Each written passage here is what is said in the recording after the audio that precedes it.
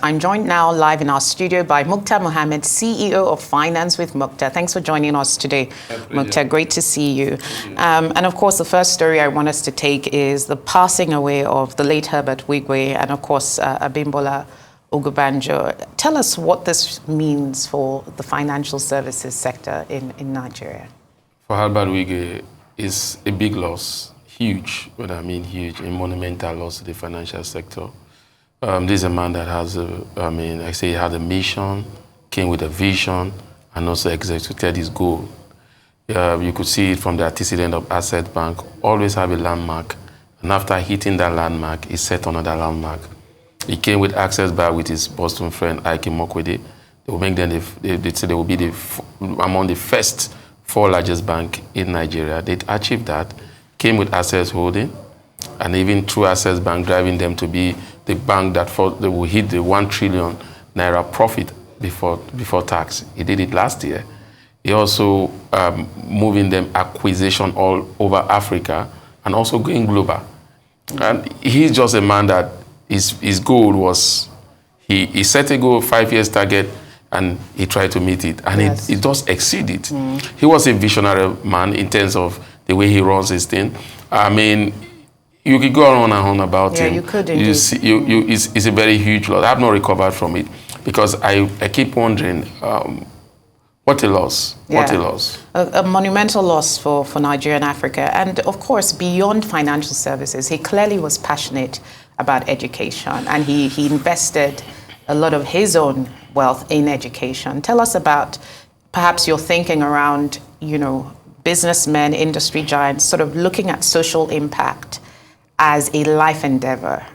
Yeah, from what I gathered, he started a Wigwe University because he's looking at it that in the next 3 years, by the time he's 60, he's going to just drop the Access Holding, pass the baton to the next line of leadership and concentrate more in the Harvard Wigwe University. And that university was actually situated in his own community. He's looking at his people, he's thinking of empowering them.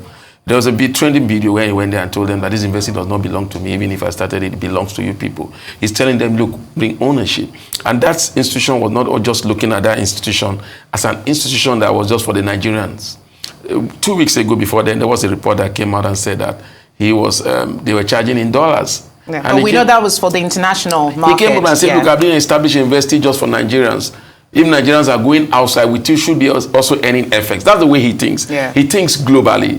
He thinks it. And the good thing about him, which I hope the youth will learn, is that most of his investments are all here in Nigeria, and he's just expanding to Africa. He so believes so much in this economy. Whatever is happening, he's telling you the opportunity that I have in Nigeria, either education or in the financial sector. You don't want to talk about the social investment that he has done. With time, people begin to hear what he has done. You can go on and on when you talk about Albert. And when you talk about Ogunbanjo. First of all, you think about the legendary Chris Ogunbanjo, which is his father, who died last year at the age of 99.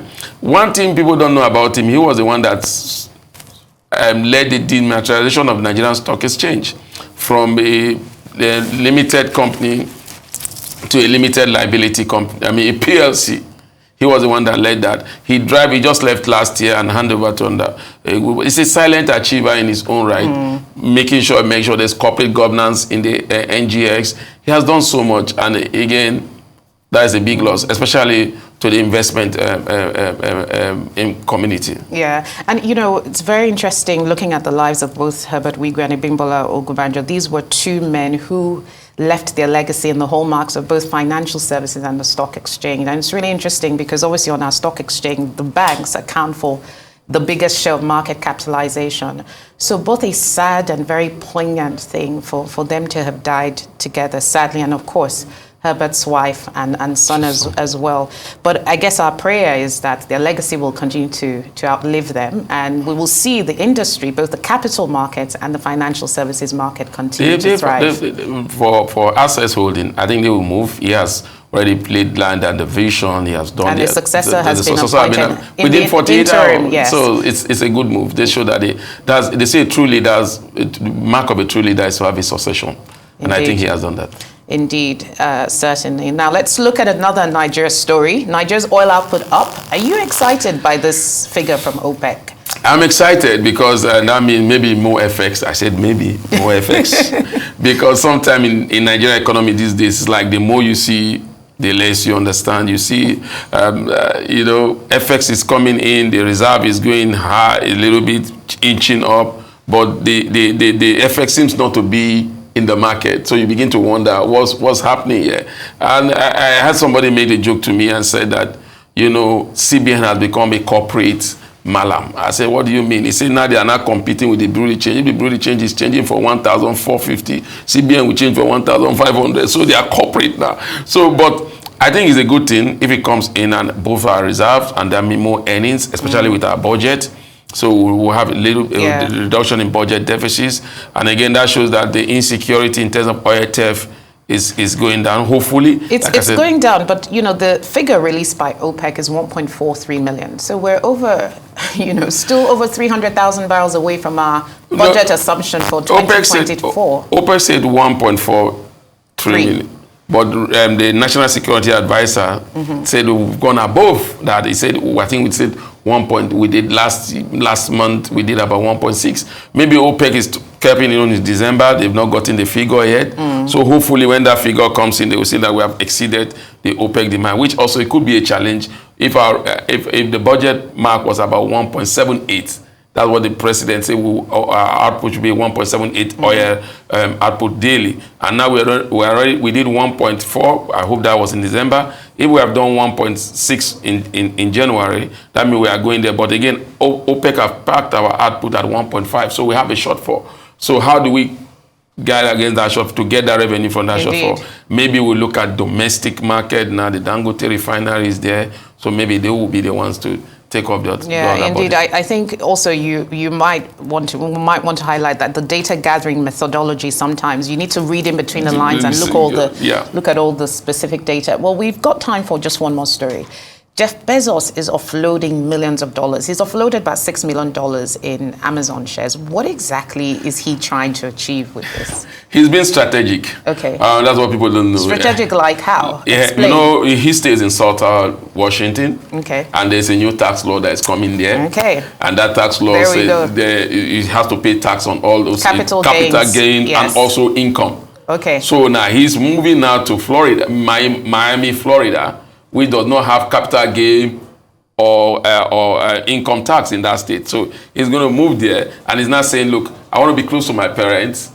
That's where my childhood plays. And then the space project that he's doing is there. So he's just a strategic move. He has made about $250,000 dollars on the profit of that. Like I said, the capital appreciation has been about 70% at the time he listed it and when he's selling. So it's a strategic move for him. He's trying to reduce his tax burden. That's what it's essentially tax efficiency. So I guess the markets can be easy. Jeff Bezos is not trying to sell. No, he's not Amazon. Trying to sell. He's not trying to sell Amazon. He's just being strategic. And again, you remember he has given about 50% of his share to charity already. Of course, yeah. So he's just trying to reduce his holding and trying to that tax, because a new tax law is coming into place and he doesn't want to live in Washington. Any thoughts on CPI inflation in the US, which has softened to 3.1%? I think the only thing I have to say is that it's a global challenge that we are facing. You can see that if you look at that numbers, they say that came because of high cost of food and also housing. Yeah. So you could also relate it. But again, there's a clear that they say declining petroleum price. That means